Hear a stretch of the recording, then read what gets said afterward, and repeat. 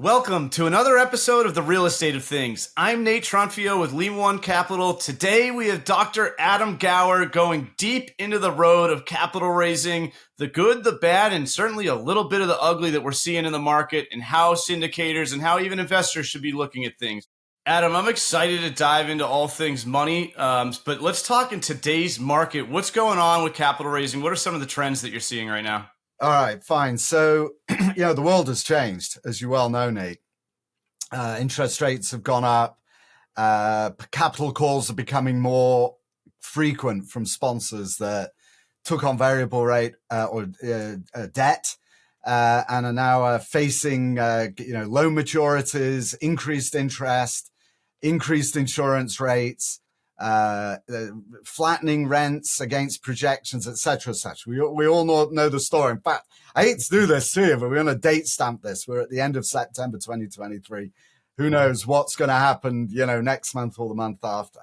So what's happening is, as far as capital formation, not only are sponsors starting to try and shore up issues that they're having, but there is a consistent flow of sponsors who are either best case scenario stopping distributions, worst case scenarios punching out capital calls, and so consequently, you've got this new world of passive investors, call them accredited investors, or even more accurately, limited partners, LPs, who are for the first time investing in commercial real estate. And during that experience, unfortunately for them and for everybody involved, for the first time realizing it ain't a walk in the park. And so when it comes to raising capital, one of the things that capital raises, one of the challenges that sponsors are having is how to, first of all, deal with the inevitability that the audience that they're appealing to is starting to feel some pain. That's number one. And also, how are they ensuring that any capital calls that they do have are successful? So the language of capital raising has shifted fundamentally from where it was 18 months ago, where you could say, invest in real estate, great for diversification, stable, not as volatile as the stock market, long-term, blah, blah, blah. It's kind of the Vegas thing you can never lose. Suddenly, reality has hit the market. So you got to adjust your language and your communications to suit what investors are thinking about. And what they're thinking about today is very, very different than what they were thinking about 12 or 18 months ago.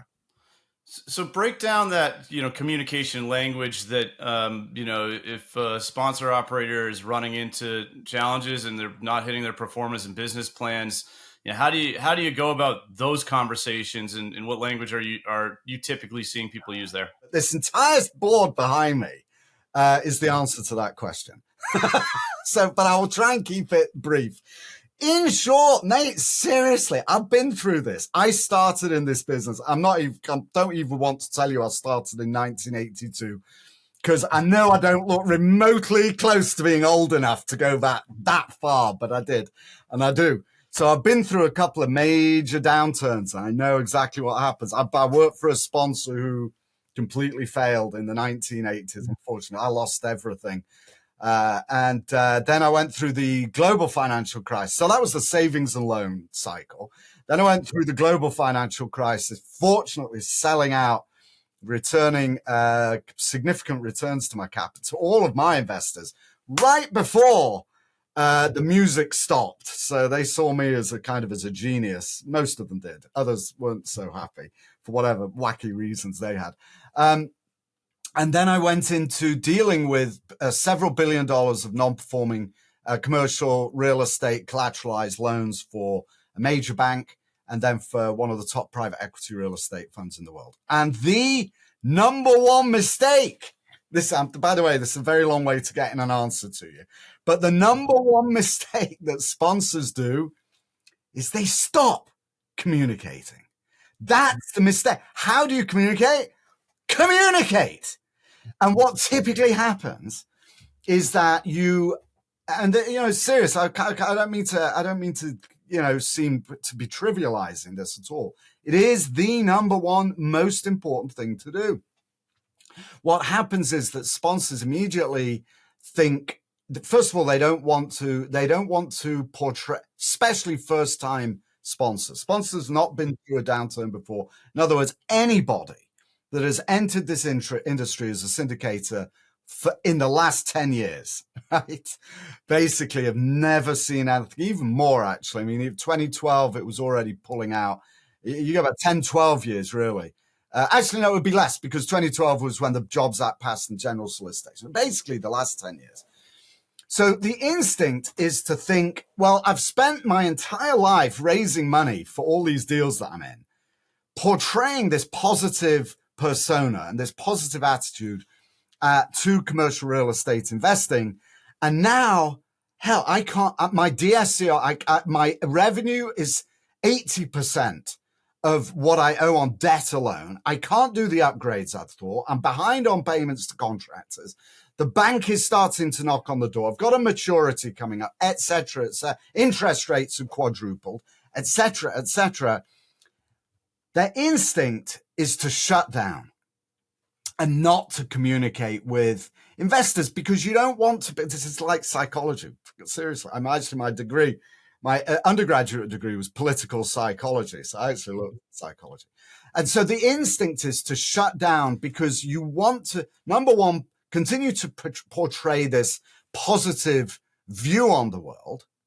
And secondly, because you might be, you think that by demonstrating any kind of weakness, it's going to weaken your ability to raise money again. And that might mean to raise money for a capital call because you need it. You got to buy a new rate cap or whatever it happens to be, or for the next deal, that you can't show weakness. Well, the problem with that is that what you end up extending actual communication to the point when it's too late. And when it's too late is, all right, the bank is breathing down your neck, and you gotta cash in, refi this thing on Friday, or you're gonna lose it. Right? The bank, there's no more negotiations about it, you're gonna lose it. And so you end up sending an email, and Nate, I'm not kidding. I've actually seen one of these. Literally, somebody, an investor, passive investor, sent me an email that they got from their sponsor that basically said, the business plan failed. We've figured out how to solve the problem. We're going to double the size of the project. You know what that is?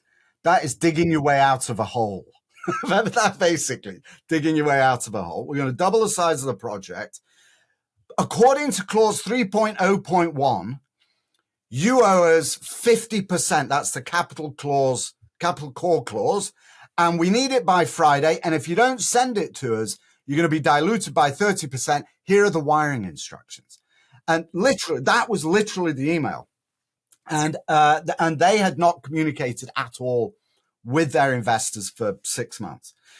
So the answer to your question is, you have to be honest. You have to be forthright. You have to be transparent. You're inevitably doing your absolute best to figure out a solution around a situation that was completely out of your control. So you're looking at various options. You're talking to the bank. You're negotiating an extension with the bank of some sort. You're looking at maybe rescue capital. You're looking at the different options that you have for a new rate cap. Whatever it is, you're working on a range of options, dealing with insurance companies. Whatever it is, you're dealing with a range of options. Share that with your investors. Give them regular updates about what you're doing. Do not fear. Open, transparent communication. It's important, and I am not a doctor or a psychologist, but when there is no communication, then that leaves the other end of this inside to make up their own story. And especially if you're trying to jam something down somebody's throat, which is never the right way to do business from my perspective, it just makes things way worse, because at the end of the day, we're also all emotional human beings too. And so, we will take facts and turn it into our own conclusions and assumptions. So I got to ask you this question, because, I'm not going to say you're old, you're wise, and you've seen a couple of cycles. So Just because a syndicator, let's call it a fairly experienced syndicator, now has a business plan that's flawed and has issues, and they're working on solutions. They start to communicate. Does that mean they're not a good operator? No, it doesn't, because the real estate is cyclical, and everybody gets hurt. Everybody gets hurt during a downturn. Some get more hurt than others, right? And if you've been through it before, then you will have typically underwritten your assumptions that are prudent and defensive against the unexpected. That you expect the unexpected. You expect there will be a downturn. You don't know what it's going to look like, but you don't want to go through losing a project again. And so you underwrite to less debt, more conservative rent growth projections, maybe lower exit caps, or higher exit caps, lower values than you might have normally done. You stress test your underwriting because you've been through a downturn and you know that it can happen. And you know also that if you survive a downturn, you will come out much stronger than you were going in, even if you do have some losses or some declines in projections going in. The problem with that is that if you don't have the experience, what's going to happen is that you become hyper competitive.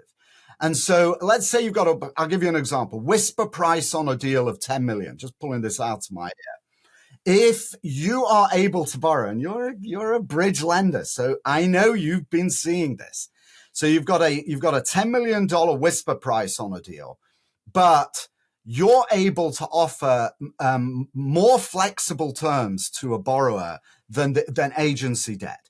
So you're able to you can say, we want a 1-year rate cap instead of a 2-year. And then they come back and they say, all right, now we can increase the price. So they start competing with other people that are taking on bridge debt. And the price goes up and suddenly you're still lending 80%. Basically, it's a race to bottom. I'm not saying it's you, but other bridge lenders. It's a race to the bottom. Prices go up, terms come down, underwriting gets laxer. And now you're in a deal that, because you've not had the experience of going through a downturn you overpaid for and have taken on too much debt. Now, that doesn't make you a bad sponsor. All that makes you is a sponsor without experience. And so what's going to happen right now is that there will be a flushing out of sponsors who will learn the hard way. But to get back to communication, that's why you've got to communicate. Real estate is a long-term game. I don't care how you've been marketing your deals for the last 10 years, as diversification and tax breaks and blah, blah, all this good, rosy picture. It doesn't matter. You've got to think of it long-term, even if you can't hit your projections. And even if you lose a deal, if you communicate effectively with your investors, with your passive investors, with your LPs, and you explain what happened, what's going to happen is on the uptick, which also is inevitable, they will invest with you again, because they will understand that your underwriting now is hardened by hard experience. You're not going to make the same mistakes. And when you project a 12% IRR instead of the 25s that you were so desperately trying to project to compete with everybody else in the last cycle, they know you're going to survive. You're not going to lose their money this time. No, it's some great feedback, and I think it is the unfortunate reality that rising tides raise all ships, but when the tide goes out, you find out whose pants were down, and it doesn't mean that you can't pull your pants back up or swim through it, and so it's interesting perspective, and I just appreciate how transparent you are in it, and it's just especially as a lender. Had to ask that question. So let me just, at some point here soon, I'm going to roll reversal. You're going to become the host of the Real Estate of Things and ask me anything you want, which I think is going to be fun. But before that, let's do a little bit of role reversal on what just asked you there was. So for LP investors, what should they be looking at? Because there's still a lot of great investment opportunities in real estate. So what are LP investors looking for now? How would you go about that? Yes, that is interesting, isn't it? So what are LPs looking at? Okay.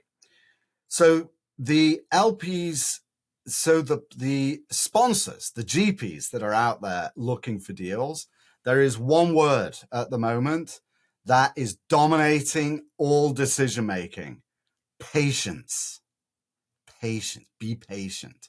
The market has not hit bottom. It has a long way to go. So don't rush in. You've got to be patient. So I would say the same thing of LPs. Just be patient.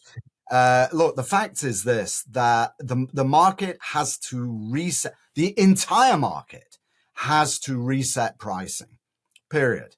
That's what has to happen. And at the moment, prices and sellers and operators are still locked into yesterday's pricing. With interest rates now north of 7%,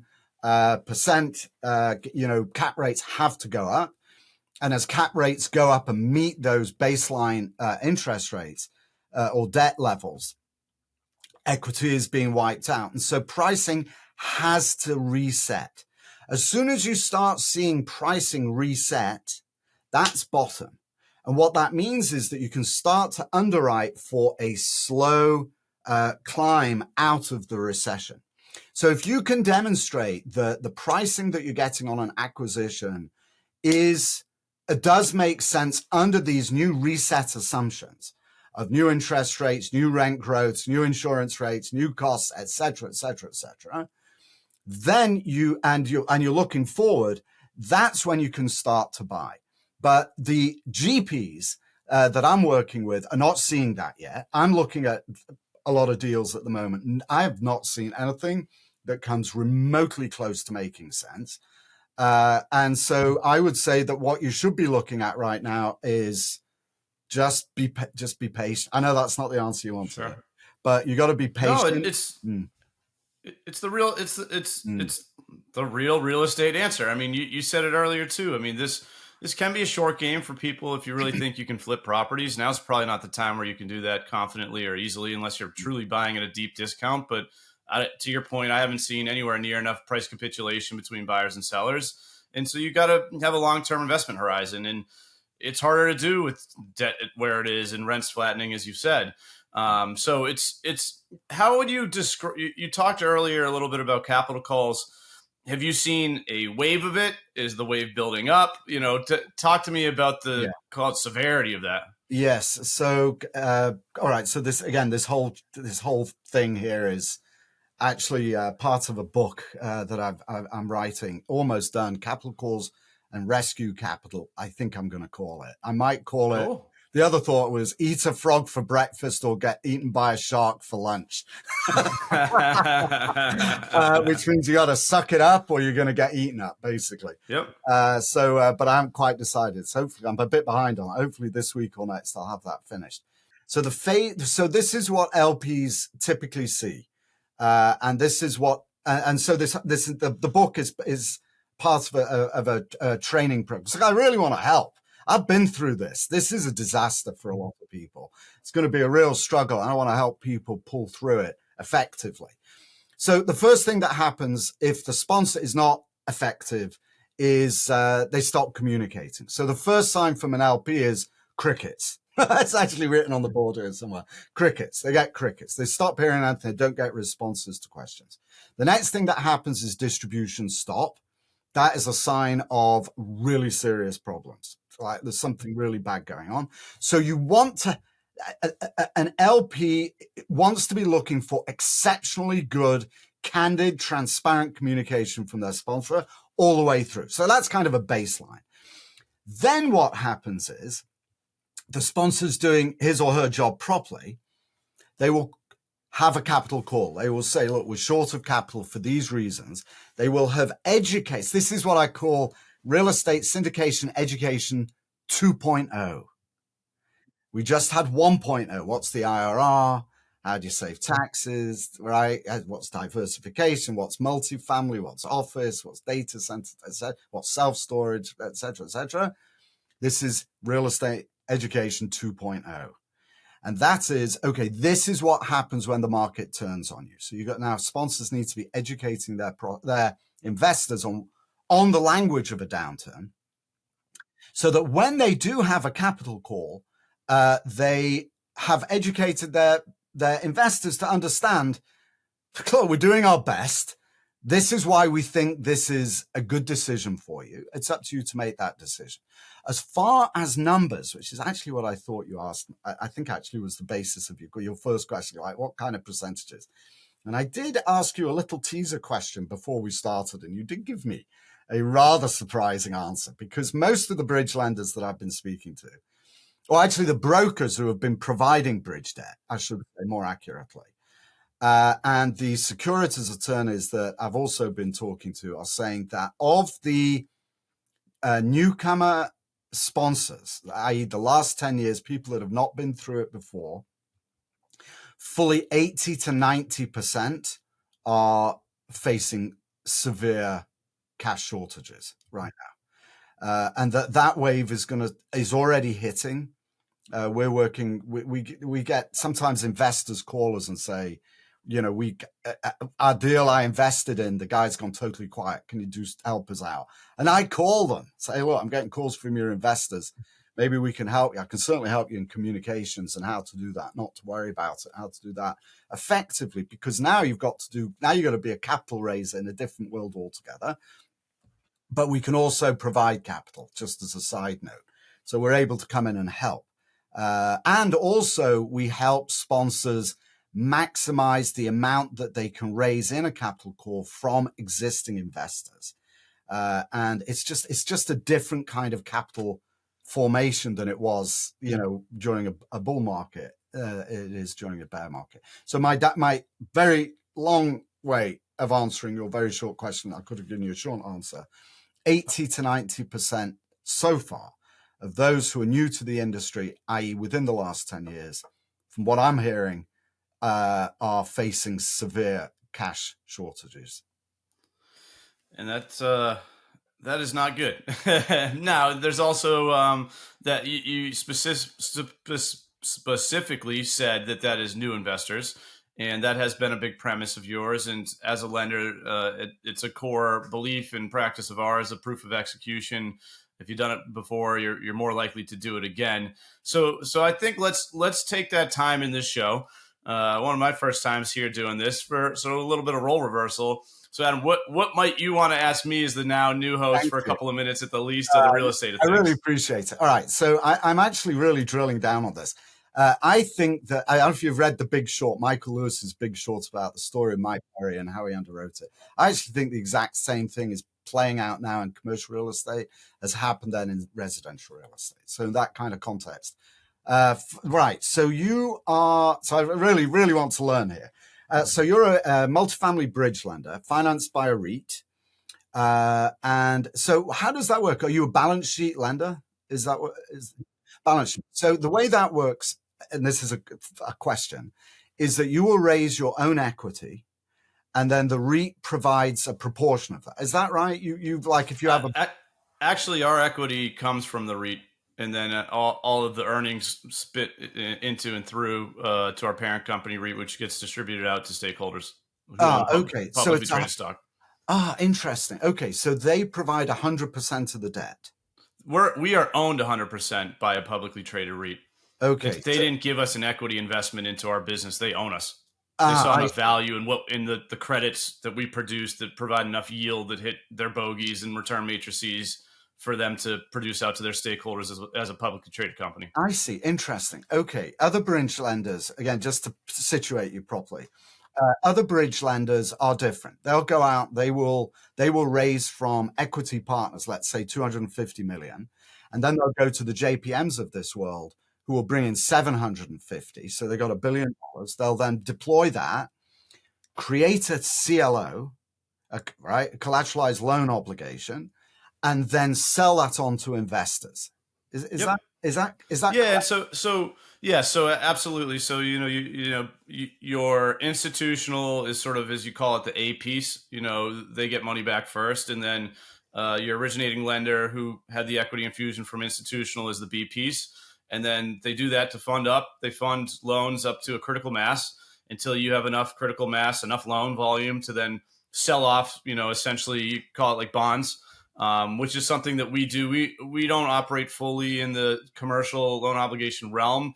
It's a more of a quasi residential securitization, but functionally, at the end of the day, for those of you that aren't nerding out on this type of stuff, it's very comparable in almost the same. Okay, so they take these CL again. I'm going to stop this line of questions. I'm just repeating what I'm learning to make sure I'm understanding it properly. So they will then, so that bridge lender will then take all those loans, create a CLO that will then be rated by the rating agencies all the way from AAA down to triple B, and then they sell that off, right? So correct. Okay, all right. So was my character? So my first question, so I'm going to ask you again. I am hearing from bridge, from mortgage brokers who've been, first of all, specializing in bridge, but are reporting that bridge took over completely from agency debt at the beginning of 2021. It was like there was this shift to bridge, and that what happened was, because lending on bridge loans is that much less stringent, requirements so much less stringent than they are on agency debt, it created he called it a race to the bottom, where pricing was going up because debt was becoming cheaper, leverage was still high, and lenders were paying significantly more than brokers had even estimated a deal could be worth. Yep. Yeah, and so I think just even a little bit more from my perspective, going back to that time frame, and up until it was really about Q3 of this last year, where those of us on the lending side call it more of I call it specifically sort of, we ran into a little bit of the frozen tundra in capital markets, where a lot of these deals weren't able to be made, and those that didn't have dry powder and access to other capital through leverage facilities, warehouse facilities, and things of that nature couldn't continue to move. Things changed dramatically, as you pointed. But back in the day, but post pandemic, still very recent, up until this freezing in the capital markets, the differential of pricing, because rates were so low in all realms between agency and bridge, was fairly narrow gap. Now that gap has widened out. Because there's more perceived risk in the market, and therefore bridge is always going to be more of a risky product than a permanent financing product. Number one. Number two, to your point, bridge lenders were very easily able to go up higher in the capital stack and provide 80% of costs was at one time a very common stay. And then a lot of us were able to even go up to 85%, because at the same time, you could argue that deals would pencil. Now, look, you would attest, I've never seen a pro forma that didn't look good. It's pretty easy to manipulate, whether it's a higher increase in income and a lower increase in expenses, or, oh, look at how great this deal is when cap rates are going to continue to compress, and you're just sort of riding that wave. But at the end of the day, even with prudent underwriting, deals were penciling out with what we knew at that point in time.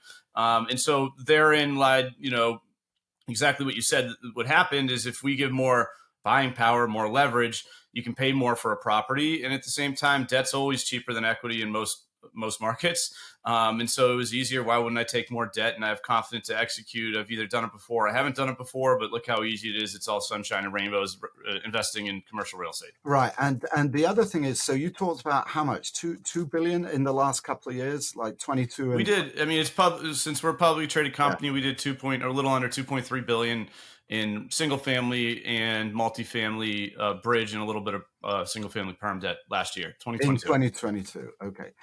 So my interest is only in multifamily. Yep. What proportion of that was floating rate? So we actually was sort of a value proposition of us, is we actually have always offered fixed rate bridge debt. So we essentially, you're locked in for the whole duration of the term. We're typically a 2-year note, sometimes 3-year note, depending on business plan and sponsor and pricing and things of that nature. But we've been fortunate, and we've seen good performance thus far with our multifamily paper and product. Just because we didn't have to implement people buying rate caps, and it didn't have to deal with people dealing with increasing rates because it was floating. Now, I'll also say, our biggest year of multifamily originations was 2022, and by definition, a 2-year term even puts January originations out a little bit. So we haven't seen, the maturation of our portfolio in multifamily, although we're seeing plenty of it hit, just not the bulk of what we've done. And something that you may be, asking, and I'm sure as it's been over the news throughout this entire year, is 2023 is the year of highest commercial maturities ever. And so that's something that we're very much seeing, because we're still very active in the bridge space. And there's been a lot of interesting changes of our peer set, different sizes and shapes of peer sets and what they are and aren't doing as far as deploying capital right now. But there's technically a lot of opportunity. But it's a little bit inverted from the true residential QM non-QM lending, where that's heavy purchase. Right now, you're probably 3 out of 4 requests is some form of a refi recap, and by all means, you can ask any next question you want there. Well, so actually, just a quick question: 2021, how much lending did you do? I think it was 1.6, 1.7. 1. Okay, so 1.7. Okay, so all of that 2021 and 2022 lending, 2 years fixed, is all coming due. It's all coming due now. So to what extent do you have, just be straightforward, to what extent do you have eyes in on those loans? They're still balance sheet, right? You still own these loans. You're not sold them off. So to what extent do you have eyes into actually how they are performing against pro forma? Because they're going to be coming up to maturity now, and over the next 12 months at very significantly higher refinance rates, presumably. Actually, what are those rates? Like approximately what did they go in at fixed, and what are they looking at? We were last year, sort of our floor rate, we were specifically offering, I think it was about 575. That's just flat note rate. That's not a spread over an index. Right now we're currently, as you dated the episode, high 9s to low to mid 10s common, so I mean, you're 2x essentially, cost of capital, cost of debt. That's a big change.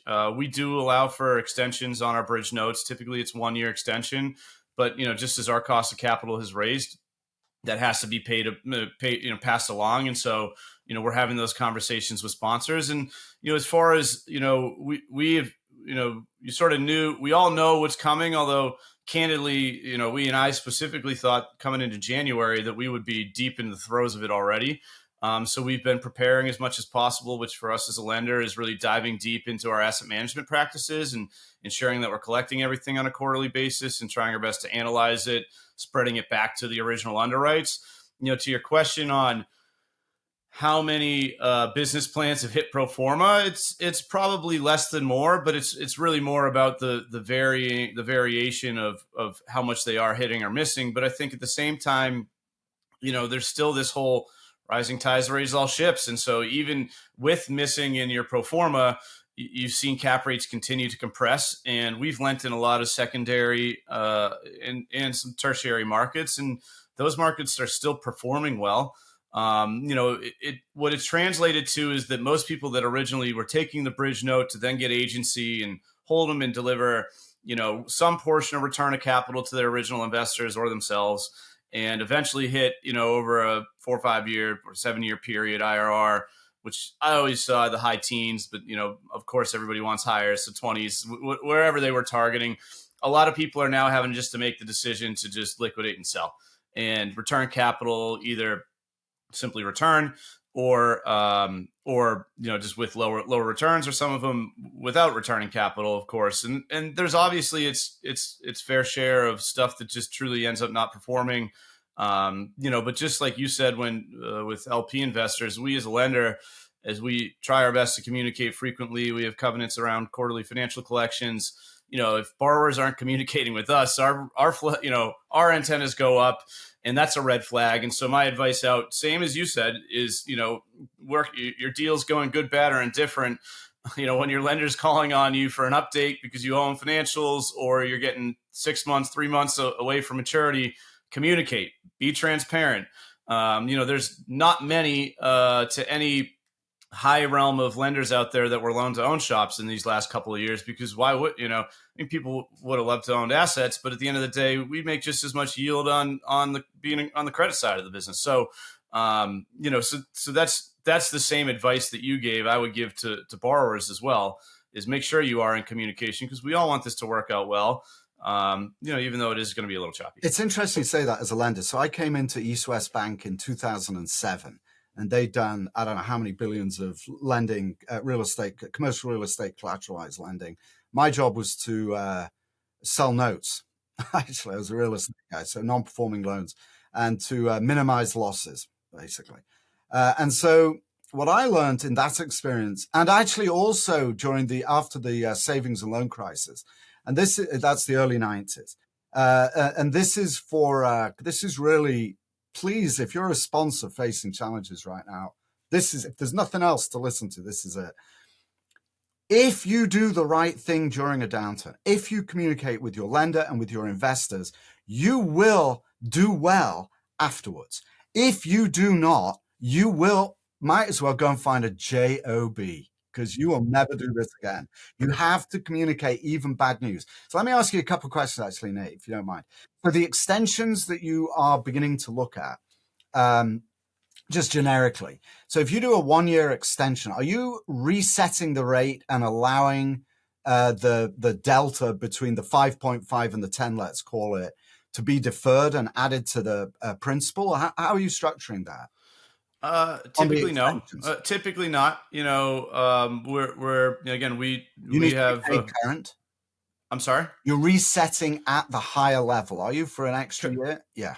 Correct. Yeah, and so that may force or has forced some borrowers to go out and have to make capital calls. And so it's important is underwritten in a lot of bridge deals and agency deals. Reserves is a real thing.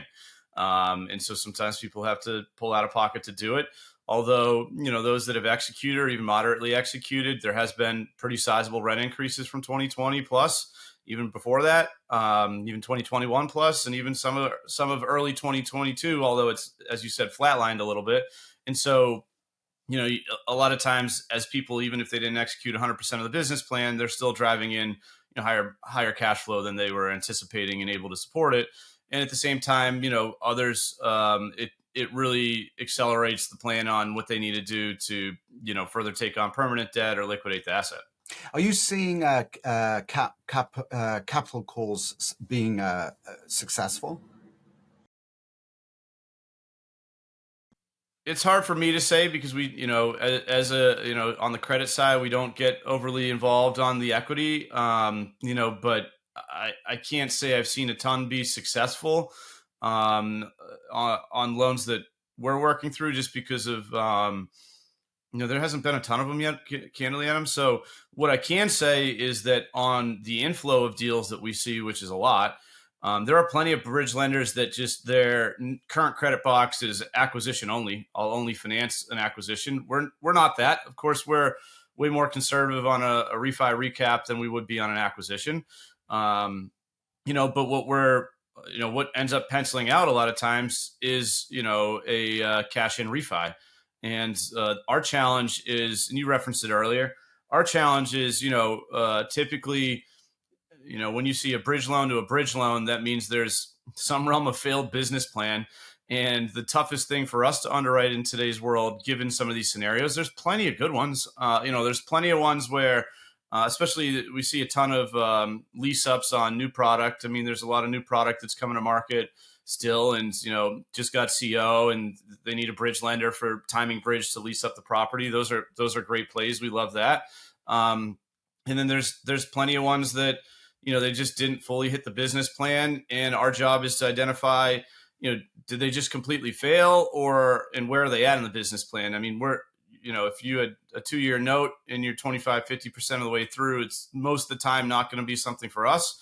But if you're seeing the light at the end of the tunnel, you're 75, 80, 90% more so of the way through the business plan, then that's where we'll take a good look at it. And usually at that point, properties are close to stabilized or stabilized and just need to be seasoned. And they're spitting off enough cash flow to support our bridge note. And are you seeing much rescue capital, third party, like pref equity slugs coming in to help sponsors out? Yeah, you have to underwrite those folk directly, because typically they want the Correct. potential of total control. We don't, and so we don't typically underwrite that unless it's mezz, especially mezz structured as debt. Pref equity, you don't. Pref equity, typically they not really. I mean, we get all the docs, we see PPMs and things of that nature. But it's really more just cash flow analysis on the asset itself, and it's on the sponsor to be responsible for what they need to do with the cash flow and returns, or what they're doing in lieu of that.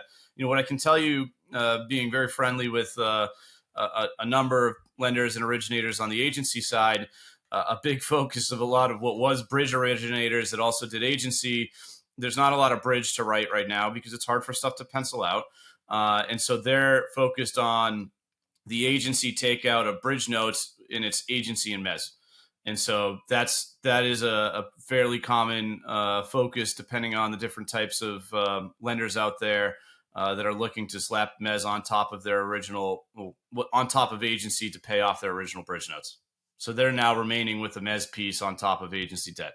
So let me just say that back to you to make sure I heard you correctly. My mind was drifting as I was trying to focus on what you were saying. But I think you said that bridge borrowers that took out bridge debt are replacing their bridge debt with agency plus mezz. Is that correct? Yeah, and there is. I mean, if you certainly can call that rescue capital.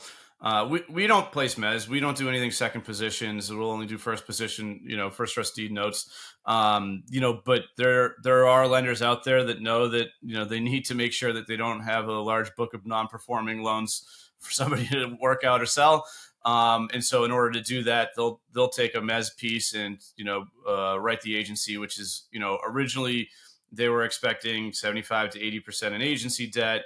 And now they're getting high 60s, and they need to bring in another slug of 5 to 5 to 10%. Fascinating. Yeah, one of the well, look, I mean, we've gone super long. Yep. You said 30 minutes, so let's wrap up there. I could go on forever, but you've been very helpful. Thank you. Yeah. So Dr. Adam, I appreciate you putting me on the hot seat. So you've given a lot of advice here, but I'd love for you to pick your brain on one last piece for sponsor operators. Is, again, there are good deals out there, but as somebody goes about finding new deals, what's your last piece of advice for raising capital and being prudent in today's market? I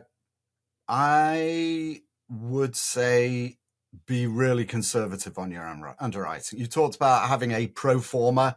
You never saw a pro forma that looked bad. Take your pro forma and create 3 versions of it. Not the one for investors, the one for the bank, and the one for you. What I mean is stress test your pro forma. And that means a best case, worst case, and a most likely case scenario for your spreadsheet. And that would be my advice, and really stress test it hard. Use the hardest assumptions that you possibly can, and make sure that you can survive the worst case scenario. If your pro forma can survive the worst case scenario, do the deal. And if it cannot, do not do the deal. Don't do it, right? That would be my advice. And hope for the best.